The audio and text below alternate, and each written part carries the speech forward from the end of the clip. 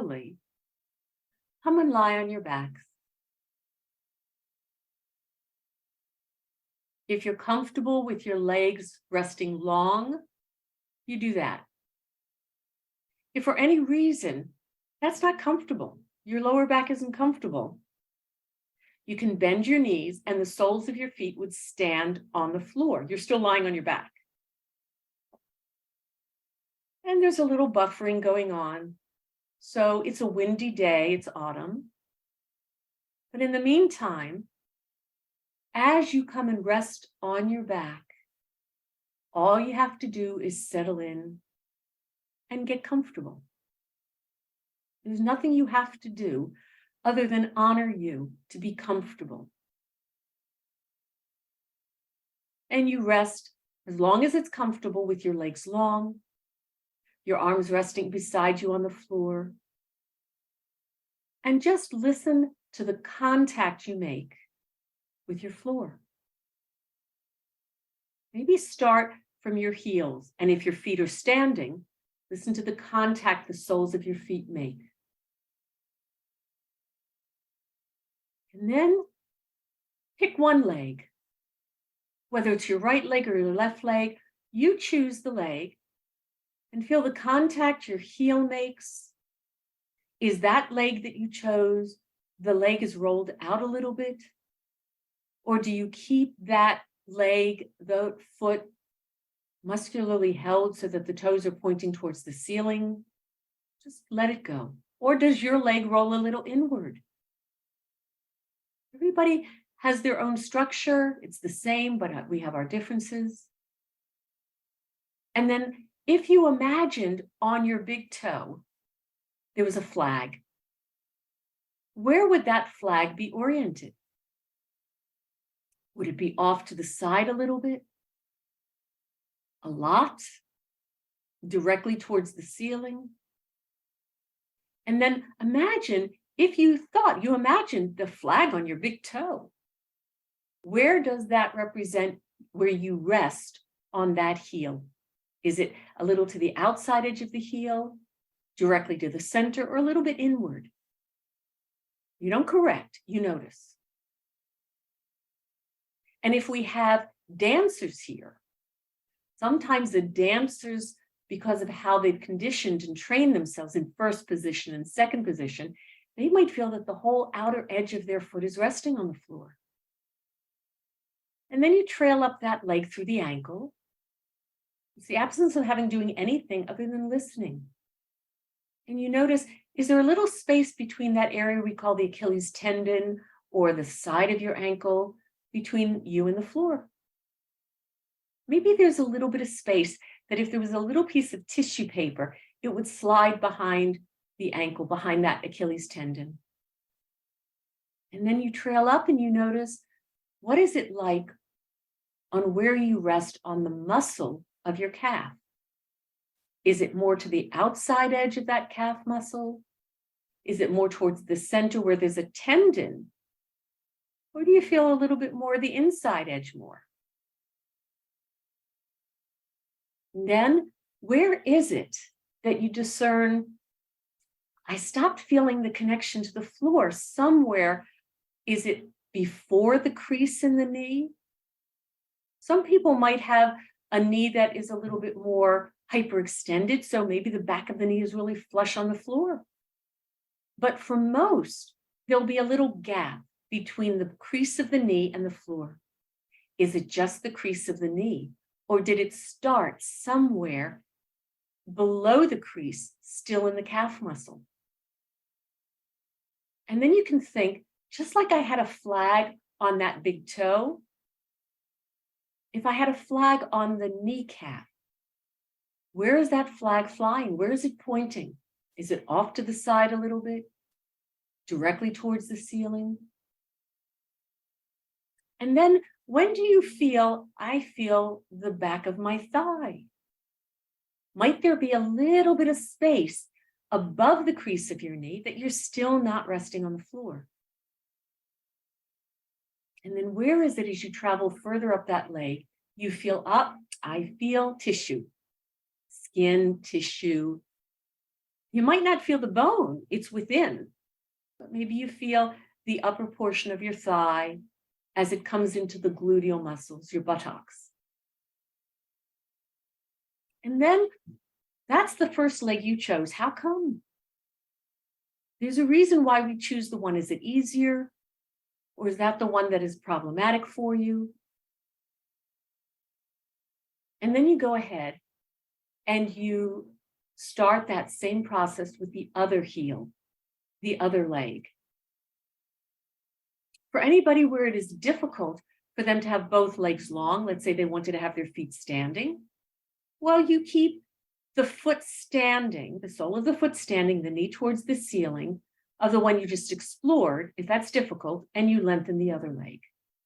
And you do this same journey. It's the same, but it's different because our two legs are different. How we organize. Is one heel a little bit more rolled out than the other? You feel the contact of the calf muscle a little differently than the other. And then you journey up the same process. Is it exactly the same as the first leg or subtly different?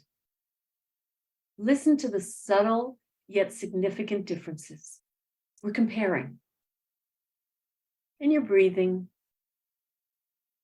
And then as you complete the journey, your journey through this second leg until it comes up into your pelvic bowl, bring your attention into your pelvis. Both legs came into the pelvic bowl. They're connected there, deep within that pelvic bowl. And feel how you rest in your pelvis. Do you feel a difference between the calf muscles and whatever portion of your thigh muscles or the buttocks and the base of your spine housed in your pelvis? That's your sacral bone. And that's skeletal. So compare the difference between each heel and the sacral bone, that's skeletal, compared to the muscular contact deep within his bone of the calves or near the glutes or the top of your thighs. What's the difference? And then slowly continue traveling up your spine. Maybe you notice that you start to feel you're lifting away from the floor with your legs long. There's a little bit of an arching space. And just in your lower back, it might even be before you hit your lower back, still at the top of the pelvic bowl. When is it that you start to trail further up that you feel, I think I feel some of my spine, the back of my spine? How far up do you need to go? Don't do anything. Just listen. All the while you're breathing, you're inhaling, you're exhaling. And as you travel up, can you feel ribs on one side and ribs on the other side? Is one side clearer? Might it be that you're leaning a little bit more on that side? One side of your lower back feeling slightly a little bit more away from the floor and the other one a little closer? You're not sure. You could take your hands, bend the elbows, and slide your hands behind the lower back just to compare. Do some fingers slide a little further in? And the other one, oh, not really. And you feel there might be a bias of weight in your pelvis, or one leg, one heel is rolled out a little bit more. How does that travel up through you? And then you start to come to a place higher up, that area of your spine between your shoulder blades. And feel they're similar, but they're different. How each shoulder blade, funny triangular bone, just like your sacral bone, how they rest on the floor. And then as you're listening to your shoulder blades, travel out through your shoulders, down your arms, and listen to the similarity and yet the differences of how each arm rests, the orientation of your hand, where it's similar, where it's different. And then you travel back from your fingers, your hands, upward, noticing similarities but differences. back into the shoulders.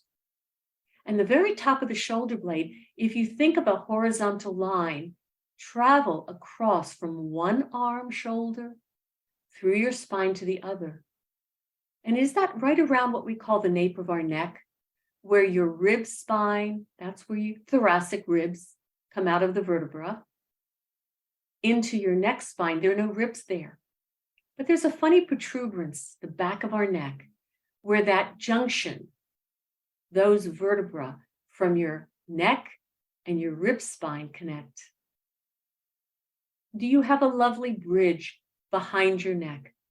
A little arch behind your neck, just like you have in your lower back with legs long. And then you feel where you rest on the back of your skull.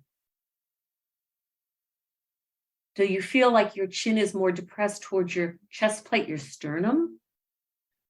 Or your chin is towards the ceiling? Or is your chin feeling like it's rocked back, where you have a bigger arch behind your neck and the front of your throat feels longer? Where is neutral for you? And then slowly, from this body scan, listen to your breathing. If you want to put your hands on you, you soften your elbows, you keep them on the floor, but you bring your hands to rest somewhere. You could be your lower belly.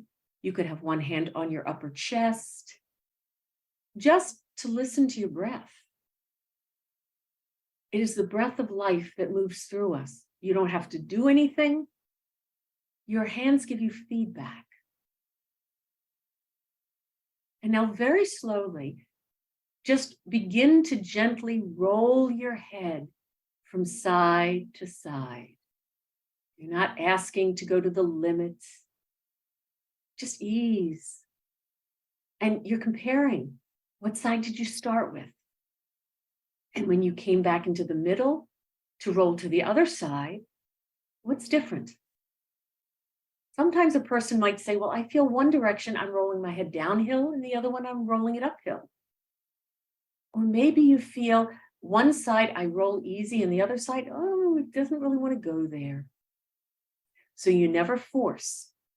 You just go, that's enough. And you come back to the middle. So this is one way of scanning yourself with no judgment, just a sense of getting to know myself. And in these few minutes of the scan, did you sink a little bit more into your comfort of resting on the floor? Now, as long as you're comfortable with legs long, keep them that way. And now, very slowly, bring your right arm long forward towards the ceiling. So it's like a flagpole. And the elbow can be gently soft, the wrist can be soft. And it's the right arm, which means it's not crammed up towards your side, there's space, and feel how you rest on your right shoulder blade. Now, very slowly, as you get ready to initiate a movement, first you have to inhale. Feel how that inhalation fills your lungs. When you're ready to exhale, as if I had my hand behind your right shoulder blade, allow me through this suggestion for you to lift your right arm forward towards the ceiling that lifts your right shoulder blade as you exhale. And then you place your right shoulder blade back on the floor. As you inhale, you pause and then you do it again. When you're ready to exhale, you lift the right shoulder blade that lengthens the right arm forward towards the ceiling. But pay attention.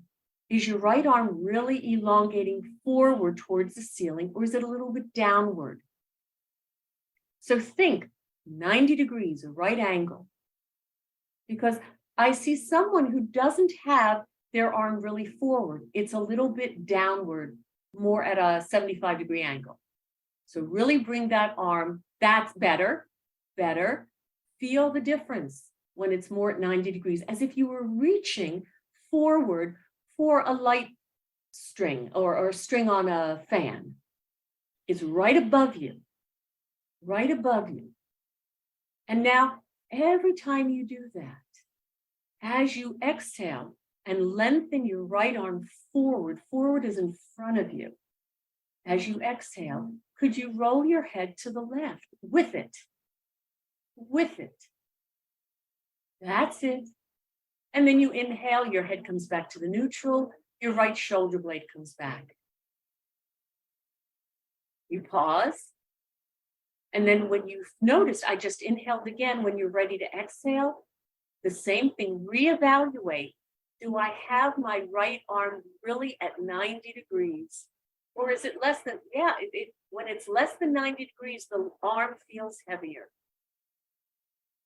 Now, that's it. Slowly bring your right arm down.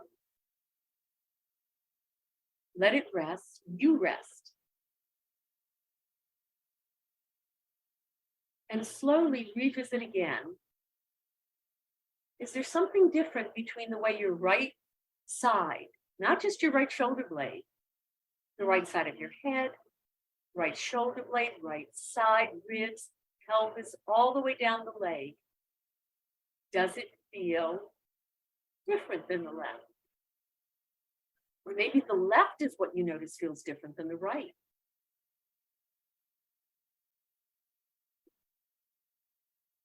Now slowly bring your right foot to stand. I will describe this. Soften your right knee to bend. As the right knee bends, is it bending towards the ceiling? Is it bending out to the right? Feel how it draws the right foreleg and the right foot upward, but not just up. Maybe the right foot slides a little bit inward towards your midline, the center of you, and transition your right foot to stand. The left leg will stay long. There you go. So we have a standing right foot. We have the left leg long. And now very slowly, as you exhale, keeping the right knee in the vertical towards the ceiling, depress into the right foot in such a way that it moves your pelvis. And then you inhale and you put the pelvis down. It's not about tilting the right knee inward to the left. It's keeping it there. That's it. Now, don't do them as reps and sets. One, inhale, set the pelvis back down. Pause a moment. Listen to your breathing. So as you time it with an exhalation, you are depressing into the standing right foot. Does it feel like the right knee moves a little bit away from you? That lifts your pelvis a little bit, but doesn't it roll your pelvis to the left? How is it that you're doing it? And then you inhale, you set your pelvis back. Now, every time you do this movement, could you couple it with an equal amount of your head rolling to the left? That's it. And then you inhale, you bring the pelvis back. So stay like this for a moment. Bring your right arm again forward to the ceiling, 90 degrees. Stay there like that. Your right arm is forward towards the ceiling. That's much better. Now we're feeling ourselves. The right foot is standing, the left leg is long. And slowly as you exhale, lengthen the right arm by lifting the right shoulder blade. Right arm is reaching gently towards the ceiling. And when is it you feel that your right foot wants to activate so that more of you starts to roll a little bit to the left? That's it. You inhale, you come back, you pause a beat or two, and you do it again. And every time you're lengthening the right arm towards the ceiling, the right foot is activating on your exhalation, roll your head to the left. And then you roll back as you inhale. You do that a few times to compare, but not reps and sets. One, and then you come back. Was I paying attention? And then let everything go. Bring your right arm down to the floor Maybe tilt your right knee out to the right. Feel how you can roll on the outside edge of your foot. And then slide the right leg down long and rest. And compare this. What does the right side of you feel like compared to the left? It's not that one is right or wrong or correct or incorrect. We take judgment out of it. In fact, we really come from a place of, I'm going to say, loving kindness, so that we can explore what we're doing. Was this familiar? Was this my habit? Was this, oh, I'd do it totally different. And now very slowly, bring your left arm forward towards the ceiling. Right arm is resting long. And once again, what is the orientation of your left palm? Where is it facing? There you go. That's it. Feel the difference when you rotate that arm a little bit so that the palm is facing, the left palm is now facing either over your heart or towards the right. It's a question of whether the wrist is straight or the wrist is folded. And slowly, as you exhale, lift your left shoulder blade that lengthens your left arm forward in front of you towards the ceiling. Exhale, lift. Inhale, place the shoulder blade back. And then every time you want to exhale and lift the left arm, lift the shoulder blade forward towards the ceiling. Do you remember to let your head move? Does your head want to move to the right or not move, or moves to the left? These are three things that could happen with your head. Compare them. If you, as you exhale, lift the left shoulder blade, left arm forward towards the ceiling, and you let your head roll equally to the right. Know what happens in your chest, your sternum, the chest plate. You could put your right hand on your chest, on the left side of your chest, or the right side, to feel what happens, not the left arm, because that's the one that's lifting. It's the right hand that you would put. Yeah, there you go. You could even encourage with your right hand what you think you're feeling. Is there resistance in the left side of your chest? Could you lovingly encourage the left side, the right side, your sternum, chest plate, to come hither? And roll your head to the right as you lengthen the left arm on an exhalation, forward. You inhale as you place the shoulder blade back. And then compare. Don't let your head move. Don't intentionally roll your head as you go to lift the left shoulder blade. Is that as easy in the lifting of the arm? Are you pushing your head back? Does the head rock back? And then you could compare the next time you do it. Let your head roll to the left, as if you're going to look over the left shoulder. Is that as simple? Might be familiar, not wrong. And then compare again. As you exhale, lengthening the left arm, lifting the left shoulder blade forward towards the ceiling as you allow the head to roll to the right. And feel what's different. Can you feel that rolling not just in your head, but further through your spine, maybe even into your pelvis, maybe something in your legs? And then place your left arm down, just pause and rest a moment. Notice your contact.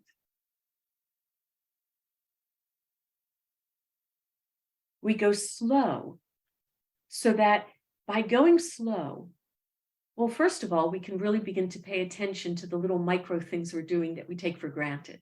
Those are our habits. They're wired in. They happen fast. We don't pay attention. We just do it. But by going slow, especially making comparisons, well, we can begin to discern little things. They're subtle, but they are significant. Now this time, soften the left knee so that it begins to bend. What is the trajectory of your left knee? And let it drag and slide your left foreleg and foot until it gets to the place that you transition so that you can bring your left foot, the sole of your foot, to stand on the floor near your pelvis while you're lying on your back. And the right leg is long. Now slowly, as you exhale, go ahead and depress into your standing left foot, just enough that you feel it moves through you. It's not about pushing hard and grounding your left hip into the floor, but it's actually allowing a little bit of a teeter-tottering of your pelvis over to the right buttocks while you keep the left knee in the vertical. And maybe there's a feeling that your right knee is moving away from you when you do it. The left thigh is getting a little longer as you depress into the left foot. And did you think that this is a movement traveling through me? Does your head move? So invite, welcome, permit your head to respond. Or else there's got to be muscular work you're doing through your torso, your chest, that's impeding your head from moving. Now pause for a moment, but keep the left foot standing, right leg long.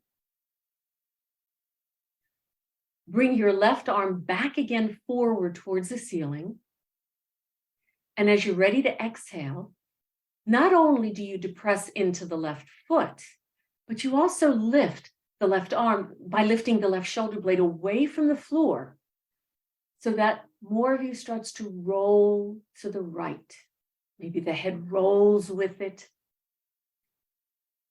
And each time you can make a comparison. I don't let my head move. Their head will be moved. Let your head roll to the right as you lengthen the left arm, also depress into the left foot, so that the left side of you starts to roll away from the floor, biasing you to the right. And then you can compare, well, I didn't let my head move. I let my head roll to the right. Now try rolling your head to the left. It's not wrong. But feel, when is it free, your left shoulder blade to lift, your left arm to lift more? When the head stays fixed in the middle, when the head goes to the left, or when the head rolls to the right with the movement of rolling you to the right. Beautiful. And then very slowly, bring your arm down, lengthen the left leg. How do you want to do it? Do you want to take the left knee out to the side and slide the foot on the outside edge down? Do you want to tilt the left knee inward and slide on the inside edge of your foot? Do you want to just lengthen the leg down by the heel? And rest for a moment. Feel if your contact with the floor is changing in a more favorable way.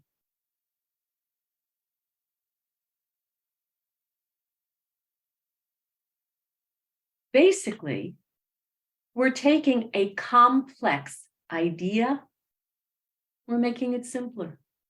We're chunking it down into little digestible pieces. And we're going slow enough. So we're making this complexity of not only what am I doing, but how I'm doing it easier to process, which then means it can start to wire into our nervous system and integrate, meaning it becomes more dependable, more, oh, on demand, I can do it. Feel your contact. Now I'm going to chunk this down again. So right now, bring one foot to stand and then bring the other foot to stand.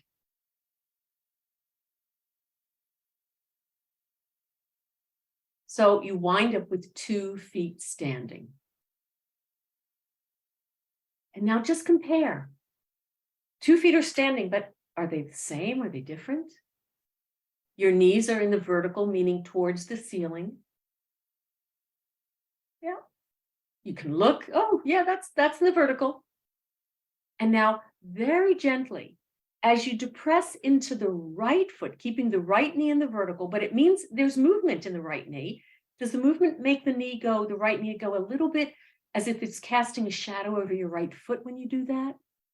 And feel, as you do that, is it allowing your pelvis to rock a little bit to the left? When that happens, you can let your left knee gently fall out to the left. It could even lay on the floor. And then as you inhale, roll through your pelvis, roll through the sacral bone. It'll bring the left knee back into the vertical. Now, as you do it, what's happening to your head? Do you forget your head? So welcome your head, invite your head into the party. And which option do you have? Did you keep the head in the center? Do you want to turn the head in the opposite direction the left knee is going? Please also compare the head going in the same direction the left knee is going to the left. That's it. We're making comparisons just like Dr. Seuss did in the children's book. Green eggs and ham, there's a difference. Thing one, what's different with thing two? And as you start to inhale and roll through your pelvis, feel how that easily brings the left knee away from the floor and it can come to stand. You then begin to help, but you don't have to work hard. It's through the rolling through the pelvis that it takes the left leg back into the vertical. Now, you're with both feet standing again, and you pause and rest a moment. Now, reverse, which means as you exhale, depress into the left foot, keeping the left knee in the vertical, and feel how you can yield the right knee to the floor to the right. You inhale, you bring it back into the standing position, the right knee. That's it. You inhale and you come back. You can even pause in that position where one knee is resting towards the floor. Don't force it, where it goes willingly. You can pause there a moment. And then when you're ready to inhale, use that as your initiation to come back to the neutral. And feel which portions of you are leaving the floor and which portions are you rolling into the floor. And now very slowly, once you get the feel of this, you pause. If for any reason you feel your feet are sliding or slipping, you reposition them. And then begin to alternate. Once, one foot depresses, that knee stays in the vertical, the other knee falls to the side. Inhale, you bring that knee towards the floor, back to stand. Pause a beat or two. Then you reverse. And these options of which direction I welcome my head to move versus, oh, you didn't say move my head. Do we always need to be told what to do? Or can we feel ourselves that we don't put brakes or constraints? There are times we do, but not here. Yield. Good. And just be playful with it. A little this way, a little that way. And as you're doing that, whether you take the knees fully to the floor or not is irrelevant. But what's happening in your shoulder blades? What happens in your shoulders and shoulder blades? Yes, you can place your hands on you to use that sensory apparatus to awaken. Oh, I feel movement. I feel ribs gently coming away from the floor, a little twisting through the spine, gentle. Good. Now slowly, once you've tilted one knee towards the floor, stay there, slide that leg down long. Good. Then come back in the middle, take the other knee out to the side and slide it long. And then you're resting on your back again with two long legs. And feel your contact. So we're playing with choices, options. That's what we want. We want multiple choices and options.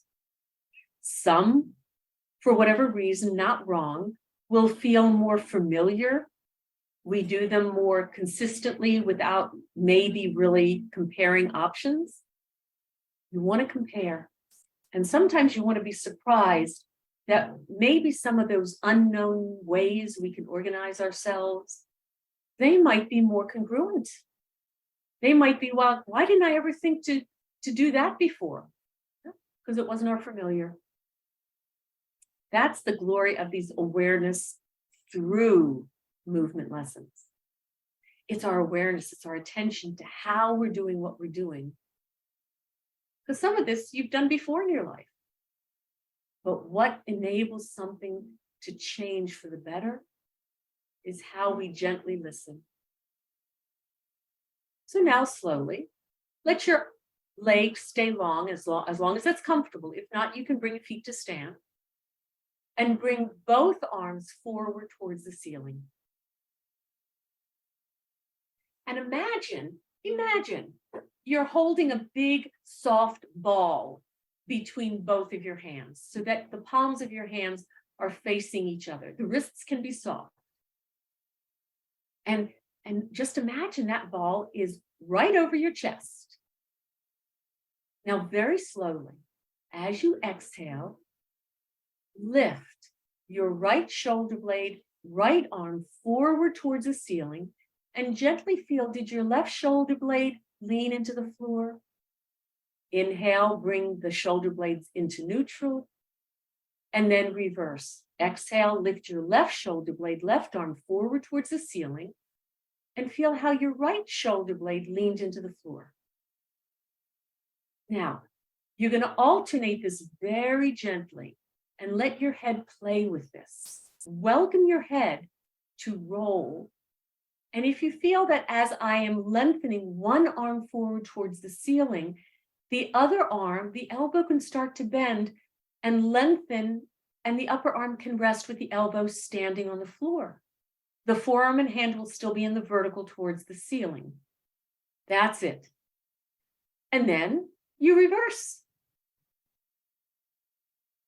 So one arm is towards the ceiling, lengthening. The other arm, it came to the floor just like your knee did. Then as you bring the long arm back to the floor, the shoulder blade back, the other arm that was resting on the elbow lengthens and reaches towards the ceiling. Let the responsiveness through your chest and through the arm be a byproduct versus, oh, do this, do that. And feel the rolling through your head, your chest. And how far down do you feel the rolling? Can you even feel, even though your legs are long, that your pelvis can roll a little bit? The legs are rolling a little bit too, unless you don't feel that.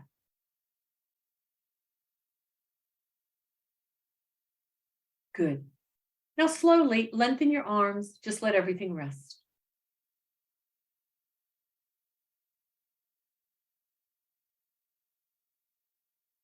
And then notice your contact. The purpose of the initial scan, soft, gentle, respectful, no judgment, is to then, each time you pause and rest, what's changing? And everybody has their own experience, so we can make suggestions, but the suggestions are only to awaken your own curiosity for you. What are you noticing? For some, they feel flatter, they feel longer. For some, they feel more buoyant or puffy or wide or deeper or grounded or light. So the litany, the list of things we might notice of what are changing, I suggest look for where it feels favorable, pleasurable. Nice, I like this. Because this is what we're learning, how to skill ourselves in this gentle playfulness to feel improved. Then no matter how tired or sore or achy we are after whatever type of day we've had or stresses we've had in life, we can still find how to restore ourselves. Now slowly bring one foot at a time to stand, and then the other foot. So you'll return lying on your back with 2 feet, the soles of your feet standing on the floor near your pelvis, hip shoulder width apart, and your knees are in the vertical towards the ceiling. And every time you make these movements, were you moved? Did your pelvis move? That's one of the bowls, the spheres.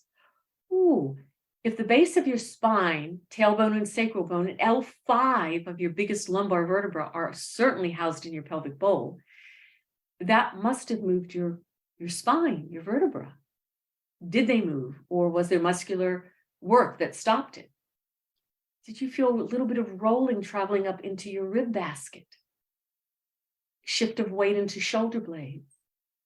Oh, the third sphere is your head on top. That was connected. Your head sits on top of your vertebral column, the cervical spine. Was that free to engage with the movement? Pelvic bowl, rib basket, often referred to as a rib cage. I like the basket instead of a cage. Your head. And all of these three spheres are interconnected by your spine. Now bring both arms again forward towards the ceiling. And let your palms face each other, but with the width of your chest. Now, let's couple together what we did with our arms and with our legs. So slowly, as you exhale, lift your right shoulder blade, your right arm forward towards the ceiling as you gently depress into your right foot. Right knee stays in the vertical, but the right knee is moving a little, hovering a little bit over your right foot. Let your head roll to the left. Then you inhale. That brings you back to neutral. Head comes back, right shoulder blade comes back. You stop depressing into the right foot, and then you reverse. You lift your left shoulder blade, your left arm towards the ceiling. You depress into your left foot, your head rolls to the right. That's it. I often play with this. I don't know if any of you were big. I know some of you are big fitness. You were, and you are big fitness buffs. Did you ever climb a rope during gym class growing up? So you could imagine you're Tarzan or Jane, and each hand, as it's lifting, is climbing that rope, but the other hand you don't need. So maybe that arm lowers to the floor. You keep the elbow bent so that that forearm and hand is in the vertical, and you alternate once to the right. That's the left side empowering you. Back to the middle on an inhalation. You go to explore again, you exhale. And then you roll from the right side using the left to initiate, and then you roll to the left using the right side, the right foot, the right shoulder blade. And you go from one side through the middle to the other. That's it. Lovely. And then slowly bring it all to a close. Just let it rest. Lengthen your arms, lengthen your legs, and feel your contact with the floor.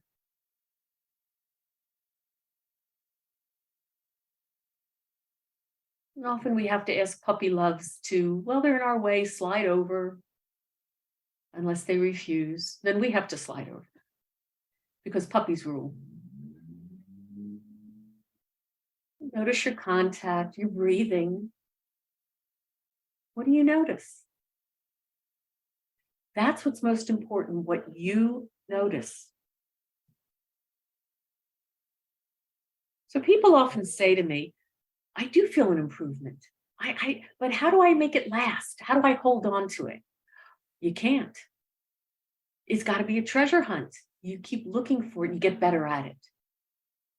You're becoming a finer tuning, measuring instrument of ease and quality of movement that is smooth, playful, pleasurable. Often I like to think of graceful, elegant. So now we've been playing with this theme. Let's go back to the first movement we made. Legs are long. I don't care which arm you choose. Is there a preference? Bring one arm forward towards the ceiling. When you had both arms forward towards the ceiling, what did you do with your palms? They were facing each other, weren't they? Or hovering over your heart. Now slowly go back to the movement for the arm that you chose. Oh, I got lefties. Okay, great. So exhale, lengthen your left shoulder blade away from the floor, lengthening the arm towards the ceiling, and see how far you can lengthen without striving. Just the head roll. What happens in your pelvis, your legs, even though those legs are long? Is there an awakening that the legs start to roll to the right? There you go. Did that improve? Then go ahead and bring your other arm also forward towards the ceiling, both of them, and start to alternate. Once with the right, once with the left. And you're asking through your spheres, oh, are you rolling? The head, the chest, does the pelvis start to wake up? Even though it's constrained with long arms. I'm sorry, with long legs. That's it. That's it. As if your wrist was braceleted by a rope, by a puppeteer who is going to really be lifting you towards the ceiling. That's it. Can you feel your arm? It's a skeleton, a skeletal arm, but the muscles are not resisting. Don't force, just yield where it's allowing. And then you inhale, you bring the shoulder blade back, and you do the other. Okay, now bring your feet to stand.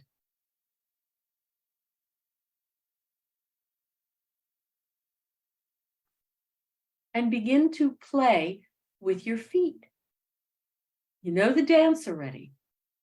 Start lazy and luxurious. It's as if you're climbing a rope. Rock climbing. And then you alternate, come back on an inhalation through the middle, and then you go to the other side. And now, once you start to get the feel, is one side easier to roll over? And then the other side.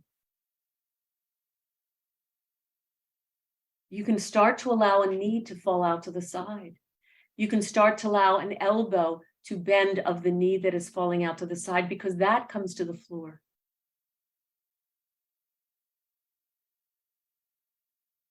That's it. Oh, can you feel how that really yields you, as if you were rolling onto your side?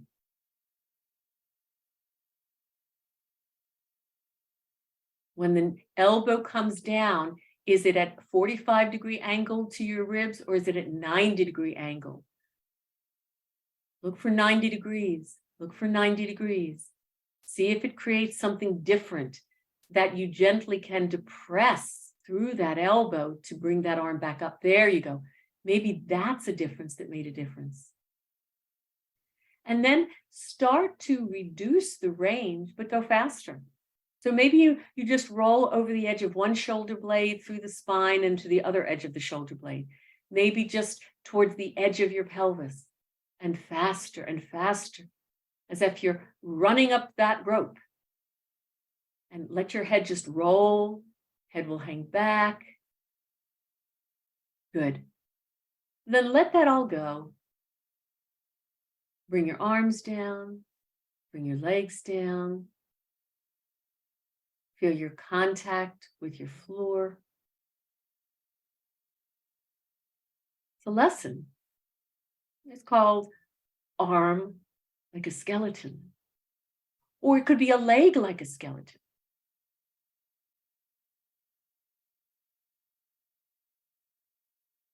But it's our skeleton. They're the levers. They can only be moved by the muscles. When the muscles, through our brain's activation, move more efficiently, with ease, smooth, feel the effects. Slowly, maybe use this theme so that you could roll yourself to one side, transition from that side to come to sit, and come up to stand.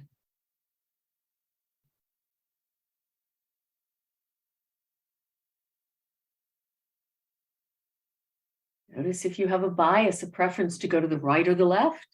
And then once you're to the side, how do you yield and fold? Where do you feel your levers, the bones, your skeleton? that when you depress, that's got to be through muscular effort, that the alignment is there. There's no discomfort in the bones, in the joints. It is a clean movement that moves through you. And then you come to stand. And when you come to stand, you just stand and you notice the width of your feet. Now, if you were going to do this variation standing, bring your arms forward 90 degrees with the floor. So they're parallel. And now reach with one arm forward. And then with the other. Oh, feel what happens to your feet, in your pelvis, your chest. Where do you look? Does one head want to look over the shoulder and then the other shoulder? And if your palms or palm face down towards the floor, just make a little comparison. Bring your palms towards each other, not touching, but parallel. Oh, did that change something in the shoulder joint, in your chest? Oh, wouldn't you be calling this dancing if you had a partner? You could put your arms around them, whether it's ballroom or waltzing. Yeah, there you go. Okay, have a lovely walk and notice what you notice.